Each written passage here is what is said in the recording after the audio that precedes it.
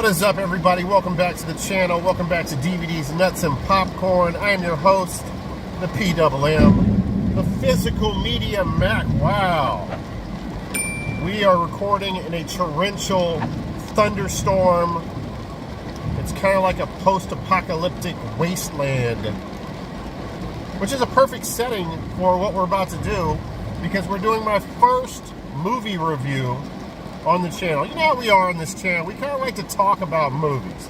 We don't really review films. But I felt drawn to review this movie, maybe quite possibly in its defense. And that movie is called Cyborg 2. Also known as Glass Shadow in other countries. Now, this is the direct sequel to the 1989 cult classic starring Claude Van Damme, Cyborg. And I'm a massive fan of that movie, Cyborg.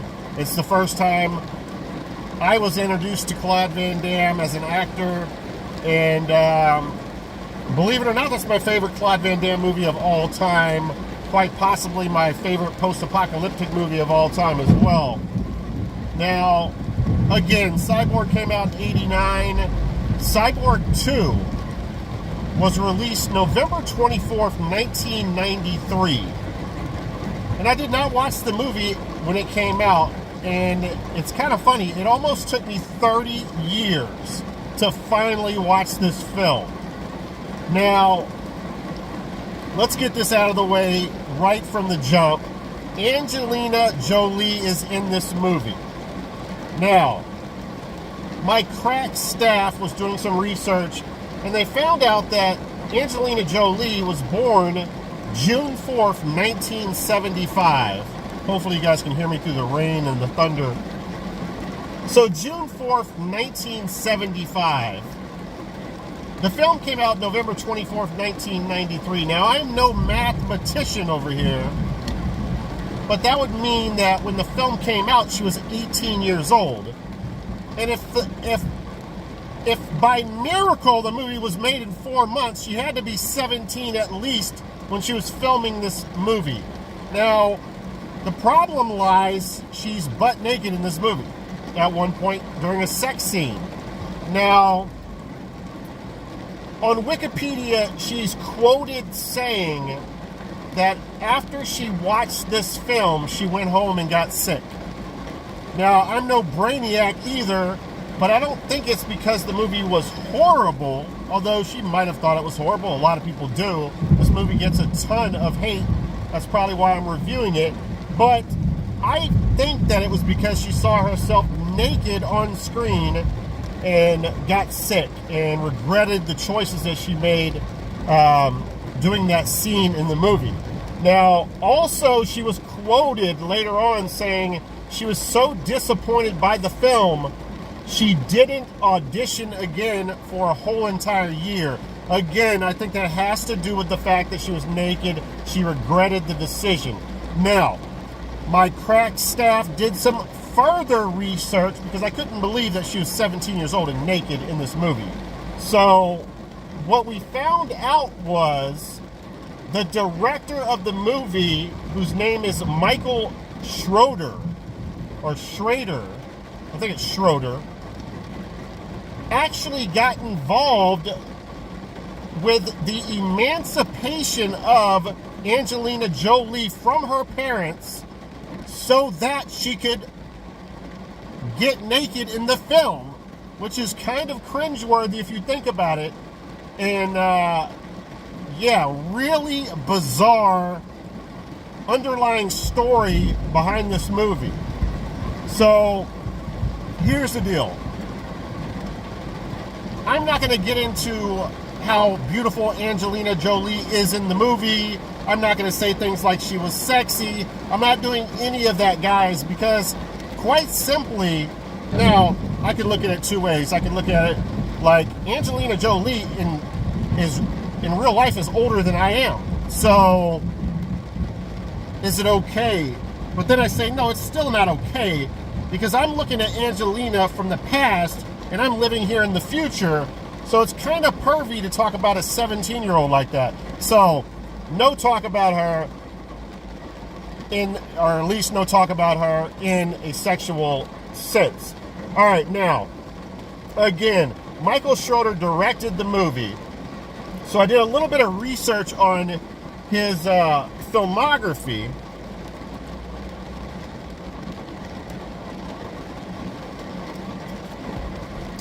And he actually directed a movie that I really like, that probably no one has heard of, that I also own on Laserdisc. And that is Out of the Dark, which I believe came out sometime in the 80s. And it's a killer clown movie. Again, we don't get enough good killer clown movies, especially in the 80s and 90s. And Out of the Dark is a good killer clown movie. He also directed the next movie in the franchise, Cyborg 3. So I'm looking forward to getting a hold of that. Not seeing that. Oh, yeah, I actually did. The first film. No, not the first film. Cyborg 3, there's a re-release on DVD that I ordered. So I will be watching that and reviewing that as well. The initial release of it was only in PAL. It was a PAL version or non-NTSC. Now, where was I at in the review here? So, Michael Schroeder, Out of the Dark, Cyborg 3. He's known as a very visual director. And we'll talk a little bit more about that as we go here. So a basic breakdown of the movie here is set in the year 2074. I hate when movies in the future are set in like 2020. It makes me feel old. At least this one's in 2074, because in 2074 I will really be considered old if I'm still here. So that's cool. So in 2074 there are two cybernetic companies that battle to monopolize the cyborg market. And in this movie, cyborgs are used as soldiers, they're used as prostitutes and whatnot. Or everything from soldiers to prostitutes. Now, this is a cyberpunk film, guys. High technology meets a post-apocalyptic world. And I'm a huge fan of cyberpunk films. Now, starring in this movie, we already talked about Angelina Jolie. She plays as Cash, or Casella, and she is a prototype cyborg that was built for espionage and assassination. And we'll talk a little bit more about that in a bit. Also starring in this movie is Jack Palance. This is actually getting heavy holding this. The legendary director, or legendary actor from hundreds of films. You younger people might know him from the City Slicker films. He's absolutely great. His character's name is Mercy in this, and he's a renegade prototype cyborg that is seen through electronic devices. Basically, his character is seen through televisions. He's kind of like a Max Headroom character, and he's trying to help Angelina Jolie's character, Cash, and her later on boyfriend, Elias, who Elias Koteas is another notable face in this movie. He's been in lots of movies. He was in the first Teenage Mutant Ninja Turtles movie. But he's helping them escape this cybernetic company called Pinwheel, because they want to turn Angelina Jolie into basically a what is it called? A bomb device to blow up and kill the leaders of the other cybernetic company, so they can monopolize the cyborg space. So that wasn't easy to say. Now, so Mercy is helping Cash and Elias's character try to escape this company, but you only see him through televisions, and you only see his mouth. So he's kind of like Max Headroom, but you can only see his mouth. Now, speaking of my crack staff, I can't believe they were able to obtain an interview from Jack Palance. They dug him up from the grave, and I'm going to bring to you a quick interview from Jack Palance right now, guys. Check it out.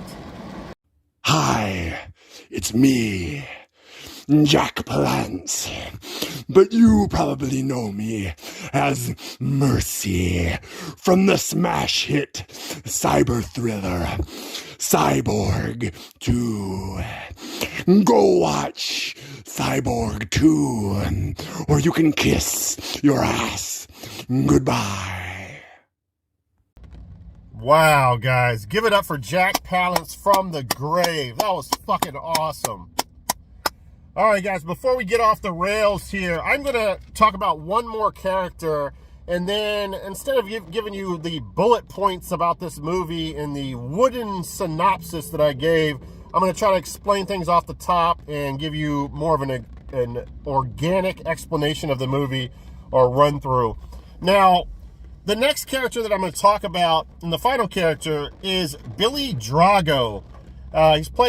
He plays a character called Danny Bench, and he's Pinwheel's hired gunman. He basically plays like a Blade Runner character sent to capture Angelina Jolie's character Cash, right?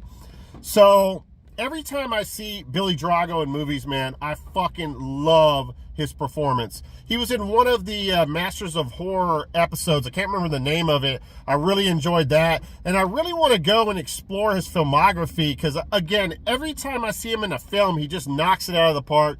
He does really a good performance in this movie as well as The Hired Gunman. Now, all right, let's break this down. So, Pinwheel is the big cyborg company, right?